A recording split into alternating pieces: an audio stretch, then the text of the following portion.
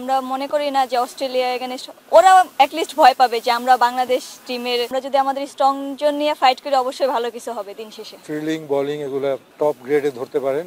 Happy new year. আসলে আমরা ওইভাবে কোনো কিছুই করি না, আমরা ম্যাচ বাই ম্যাচ খেলবো, এটাই আমাদের চিন্তা ভাবনা।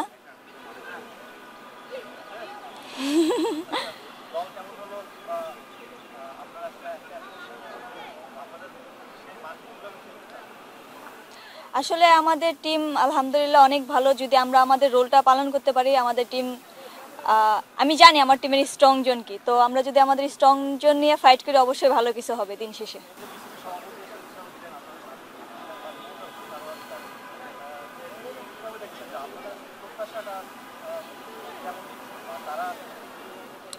ওনারা আমাদের বলছে আমাদের খেলাটাই খেলার জন্য, ওনারা আমাদের কোনো প্রেশার দেয় না, ওনারা আসছে, আমরা অনেক বেশি হ্যাপি, আমার টিমমেটরাও বেশি হ্যাপি।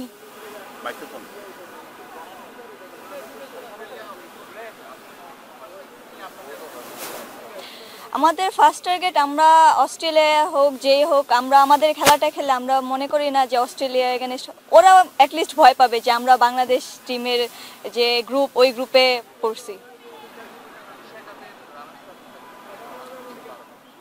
হ্যাঁ, আমাদের যেহেতু আমরা মালয়েশিয়ায় গিয়েছিলাম, তো ওই দিক থেকে আমাদের একটু বেনিফিট দিবে।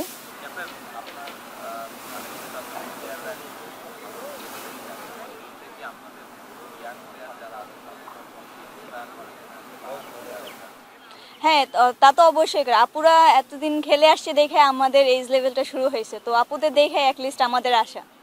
এই দলের 3 জন আছে আমাদের টিম।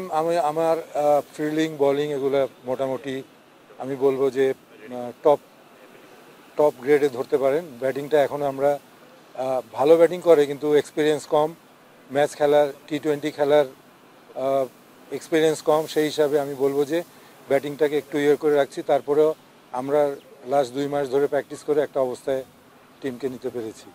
আমি আশাবাদী যে আমাদের টিম ভালো করবে।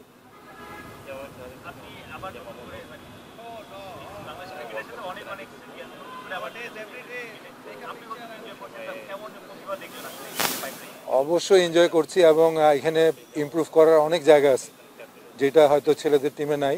মেয়েদের টিমে ইমপ্রুভ করার অনেক জায়গা আছে, মেয়েরাও তাদের শতভাগ দিয়ে প্র্যাকটিস করছে। সেই হিসাবে আমি বলবো যে আমি পুরোপুরি এনজয় করছি, তারা ইমপ্রুভ করছে, এটা দেখছি চোখের সামনে, আমি খুব এনজয় করছি।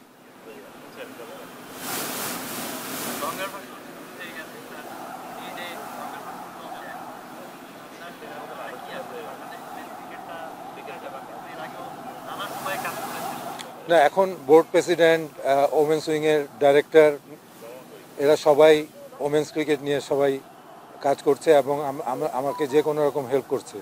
সেই হিসেবে আমি বলবো যে সামনে ওমেন্স ক্রিকেটের সুদিন আসছে এবং আমি আশা করি যে আমাদের ওমেন্স ক্রিকেট তাড়াতাড়ি উন্নতি করবে। শুধু 3 দিনের খেলা না, আমাদের সব ধরনের খেলাই খেলতে হবে।